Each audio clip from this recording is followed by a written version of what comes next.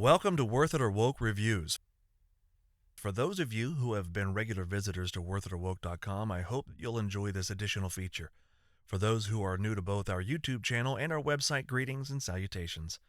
Worth It or Woke is an entertainment review website from a conservative Christian point of view, whose primary goal is to help you fight the woke mind virus with your wallets and to save you time as well as money. After the video, I encourage you to visit worthitorwoke.com.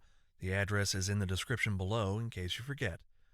There you'll find hundreds of reviews, each one containing our trademarked Woke Elements section designed to help you cut through all of the noise and to make the best viewing decision for you and your family. There's a lot of free content on the site, but thanks to Google randomly demonetizing reviews that it deems inappropriate and a now-resolved year-long battle with Norton Antivirus that wrongly marked us as a malicious site, cutting our traffic in half at a very critical time, we've had to become as independent as possible.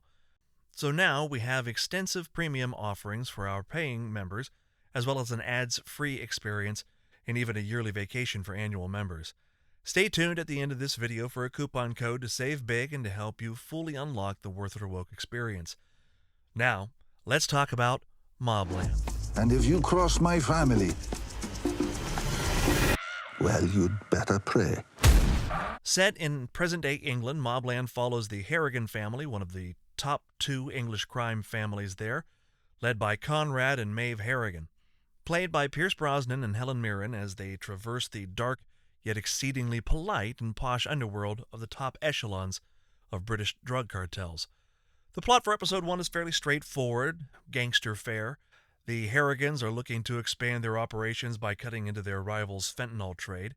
And while that comes with its own set of issues, things are further complicated when it's discovered that Conrad's grandson has been out partying with the son of his most bitter rival and goes missing following a particularly wild night out. As tensions rise, the Harrigans' fixer, Harry D'Souza, played by Tom Hardy, gets involved to help assess whether they should attempt to lower the temperature or to go to war, which is something for which Brosnan's Conrad has been chomping at the bit anyway. MobLand doesn't reinvent the wheel. Anyone who's watched virtually any show featuring organized crime families will recognize all of the familiar tropes in this show, from warring families and longtime friends turned traitor to boosting and reselling cars. But as George Pulte claimed in the 1800s, writers like Shakespeare had already explored all possible dramatic scenarios, so all that's really left to modern filmmakers and storytellers are variations on a theme. That means that the quality of shows like MobLand is entirely dependent upon style and performance to differentiate it from the rest. And MobLand delivers both in pretty close to perfect proportions.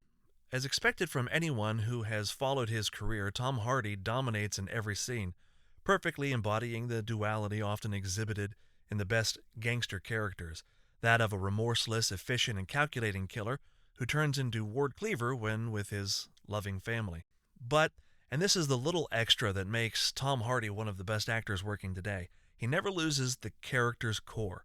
He's not playing two different characters, but one multifaceted one that he breathes life into as only he can.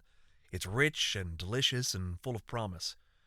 Thanks largely to her Academy Award-winning performance in 2006's The Queen, the almost 80-year-old Helen Mirren, whose film career reaches back to the 60s, has had something of an American renaissance in the last few years, and is arguably more famous and popular in the States now than ever before.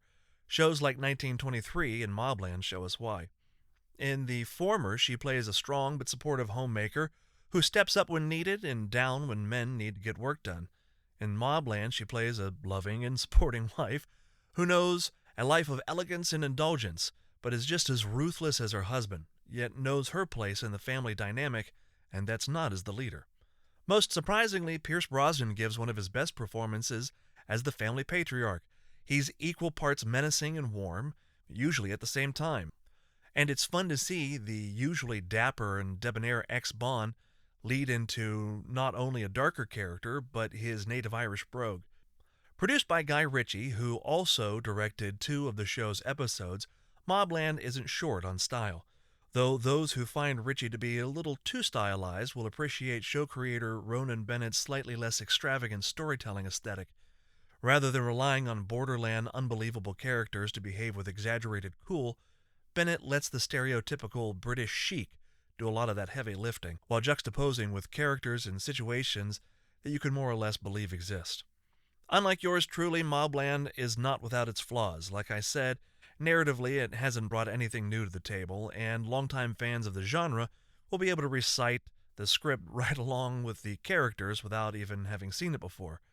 There are also possible hints of the mind virus peeking in from time to time that, if pandered to, have the potential to crash the series faster than a skein of geese. Time will tell if the series will soar or sink, so be sure to check back here and at Worth It or Woke to find out. If you'd like to see what, if anything, was woke about this first episode of MobLand, be sure to click on the link in the description below.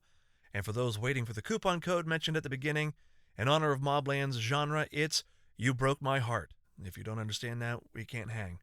All in one word, You Broke My Heart. That will give you your choice of 2 months free of our monthly VIP standard membership, or an additional 20% off our already discounted VIP premium membership. Take care, and God bless. And remember, the Oscars suck, the critics are a joke. We'll let you know if it's worth it or woke. I'm James Carrick. Peace out.